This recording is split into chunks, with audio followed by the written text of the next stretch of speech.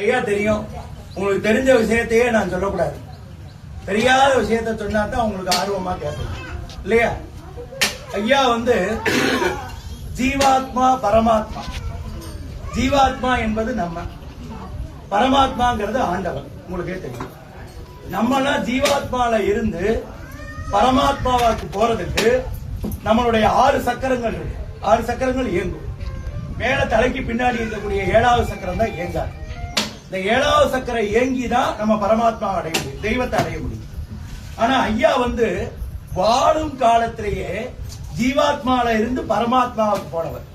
அதுக்கு ஒரு சின்ன உதாரணம், மதுரை ஊர் பக்கத்துல மேலநேசநேரின்னு ஒரு ஊர். அந்த ஊர்ல இருந்து ஒரு சித்த வைத்தியர் குடும்பம் இருக்காங்க. அவங்களுக்கு எந்த நோய்க்கு வேணாலும் தீர்க்கக்கூடிய மருந்து அவங்ககிட்ட இருங்க. நீங்க பூ போட்டு எந்த நோய்க்கு வேணாலும் மறக்கக்கூடிய அவர்கிட்ட அந்த சித்த ஓலைச்சுவடியில இருக்கு, எல்லாமே இருக்கு. ஆனா அவங்க அதை கொடுக்க மாட்டேங்கிறாங்க. ஏன்னா மக்கள் துஷ்பிரயோகம் பண்ணிடுவாங்க, மக்கள் தப்பா பயன்படுத்திடுவாங்க அப்படிங்கிறதுக்காக அந்த மருத்துவத்தை வெளியிட மாட்டேங்கிறாங்க.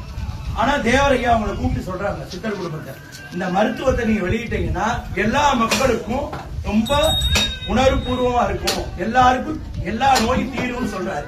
ஆனா அவங்க கேட்க மாட்டேங்கிறாங்க. ஏன்னா மருந்து அவங்க துஷ்பிரயோகம் பண்ணிடுவாங்க, சித்த மருத்துவத்துக்கு உண்டான மகிமை போயிடும். அப்ப இந்த தேவரையா என்ன சொல்றாருன்னா, நான் அடுத்த வாரம் மதுரையில மேடையில பேச போறேன். நீ இந்த மருத்துவத்தை பத்தி ஓலைச்சுவடியை பத்தி எல்லாம் சொல்லலைன்னா நான் இந்த மேடையில எல்லா மருத்துவத்தையும் சொல்ல போறேன்னு சொல்றாரு. அவங்க சித்தர் குடும்பத்துல இருக்கிறவங்க சிரிச்சுட்டு, இந்த ஓலைச்சுவடிங்கிறது 5000 வருஷத்துக்கு முன்னாடி சித்தர் அந்த 18 சித்தர்கள் உருவாக்கினது. அதை இவர் நம்ம பசுமன் முத்துராமலிங்க தேவரையா என்னத்த சொல்ல போறாரு? அதுல இருக்கக்கூடிய எழுத்தெல்லாம் கிரந்த எழுத்து, அது இவருக்கு எப்படி தெரியும்? இவர் என்ன சொல்ல போறாருன்னு சொல்லிட்டு அவங்க சிரிச்சுட்டு வெளியிடல.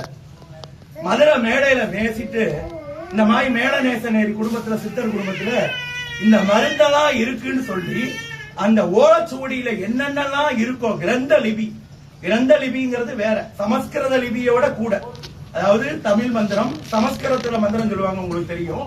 அதை விட பெருசு கிரந்த லிபி. அந்த கிரந்த லிபியில இருக்கக்கூடிய மருத்துவ குறிப்பு சித்தர்கள் 18 சித்தர்கள் சொன்ன எல்லா குறிப்பையும் அங்க மேடையில ஒன்னொன்னா சொல்றாரு.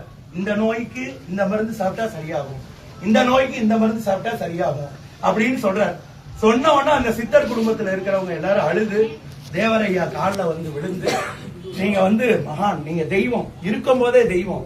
ஏன்னா அந்த ஓலைச்சுவடியில 5000 வருஷத்துக்கு முன்னாடி அவர் வாழ்ந்த காலம் உங்களுக்கு தெரியும். அவர் வாழ்ந்த காலத்துல இருந்து 5000 வருஷத்துக்கு முன்னாடி யோசிச்சு பாருங்க.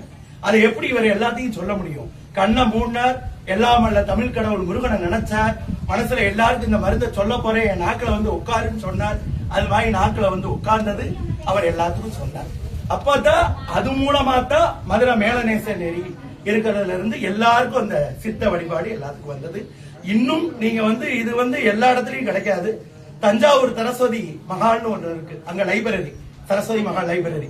அங்க போய் தேவரையாவை பத்தி படிச்சீங்கன்னா நமக்கு மறைக்கப்பட்ட நிறைய விஷயங்கள்லாம் தேவரையா வருது. அதனால எல்லா விஷயமே நீங்க சரஸ்வதி மகால்ல போய் பார்க்கலாம். தஞ்சாவூர் சரஸ்வதி மகால் லைப்ரரி தான், அது உங்களுக்கு தெரியும்.